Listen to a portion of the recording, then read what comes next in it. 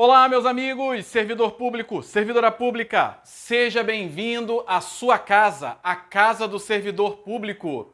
E hoje eu quero falar sobre regra de ouro, mas eu quero falar sobre a regra de ouro orçamentária para explicar mais uma vez e sustentar a minha tese de que estabilidade não existe, mesmo para nós, servidores públicos. O que tem a ver a regra de ouro com a nossa estabilidade? Vamos lá, pessoal, vamos devagar e vamos raciocinando comigo. O que diz a regra de ouro que está lá no artigo 167, inciso 3º da nossa Constituição Federal? O que diz? São vedadas, então vedação, proibição, são vedadas operações de crédito. O que são operações de crédito?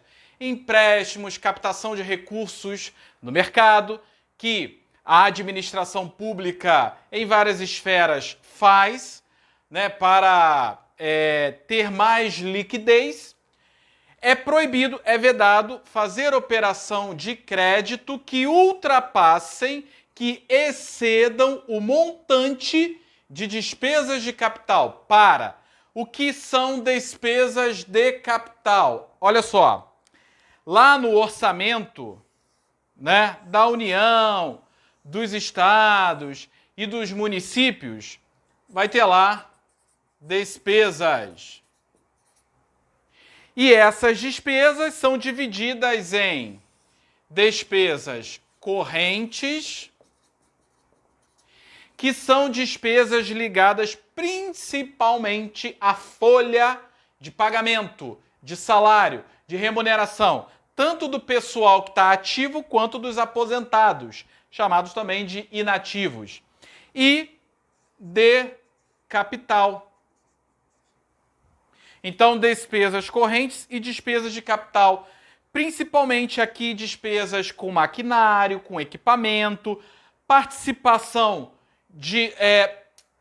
da União ou estados ou municípios em empresas estatais ou não estatais. Então você tem aqui despesas correntes e de capital. Aí, olha só, diz aqui o artigo 167, inciso 3º da Constituição Federal, que está vedada qualquer operação de crédito que exceda o montante, o total de despesas de capital. Significa que aqui você vai ter no orçamento X bilhões de reais e aqui X bilhões e bilhões de reais. As operações de crédito não podem ultrapassar esse limite aqui. Então vamos supor que a União tem lá 100 milhões de reais de despesas de capital. É mais do que isso. É só um exemplo. As operações de crédito, os empréstimos, não podem ultrapassar 100 milhões de reais. Não podem ultrapassar essas despesas de capital. Isso, pessoal, normalmente, no dia a dia. Porém, no momento que eu estou gravando esse vídeo para você, nós estamos vivendo o momento da crise da pandemia do coronavírus, que foi decretado aqui, ó, estado de calamidade. No estado de calamidade que foi decretado pelo presidente Bolsonaro e foi referendado pelo Congresso Nacional, uma das medidas que o governo é autorizado a tomar, então o estado de calamidade justificado pelo coronavírus autoriza o chefe do executivo, União, estados e municípios, qualquer um deles, a ter alguns atos que, fora desse estado de calamidade, ele não poderia fazer. Um deles é desrespeitar a regra de ouro.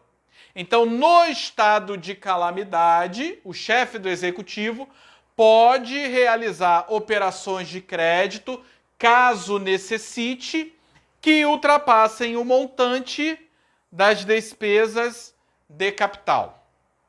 E o que isso tem a ver com servidor público, com serviço público? Ocorre que, primeiro, um fato que aconteceu. O Congresso estava analisando, a Câmara dos Deputados estava analisando um projeto de lei que reduzia salário, remuneração de servidores públicos. Vocês estavam ligados nisso? Não passou, foi a PEC do orçamento de guerra. Não passou. Mas se tivesse passado, você limitaria remuneração de servidor público a R$10.000. E olha que está assim, principalmente em Brasília, de servidor público que recebe remuneração além disso. Iria reduzir. Qual a justificativa? Coronavírus, estado de calamidade, né? Então, primeiro ponto, salário de servidor público, se os homens lá de cima quiserem, reduz. Então, estabilidade não existe. Segundo ponto, artigo 169, não está aqui, 169, parágrafo 3º da Constituição Federal, que diz que a folha de pagamento deve respeitar os limites de lei complementar. Que lei complementar é essa que a Constituição Federal se refere? Lei da Responsabilidade Fiscal. Lei Complementar 101 de 2001. E lá tem os limites orçamentários que o chefe do executivo pode chegar com a folha de pagamento. Se a folha de pagamento ultrapassar esse limite ou se o gestor público não estiver dentro desse limite, o que ele pode fazer? Cortar gratificações, comissionamento. 2, demitir, exonerar servidores públicos não estáveis, em estágio probatório. E mesmo assim, se depois de todas essas medidas, ainda assim, o gestor público não estiver dentro desse limite, o que ele pode fazer? Demitir servidor público, entre aspas, estáveis. Mas, Rodrigo, o que tem a ver o artigo 169 com toda essa situação aqui provocada pelo momento atual? É que, pessoal, olha só, o gestor público, ele vai aumentar as suas despesas. Ele vai aumentar o seu endividamento. Obviamente que o limite dele com folha de pagamento vai reduzir.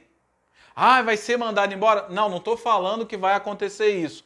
Eu estou falando que, com toda essa situação que está acontecendo, o governo gastando mais, ajudando pessoas informais que não estão lá com seu dinheiro, indo para o mercado comprar material, equipamento de EPI, respiradores, gastando mais com remédio, gastando mais com o SUS, obviamente que a despesa dele vai aumentar. Um rombo de 400 bilhões de reais de déficit orçamentário está previsto para 2020.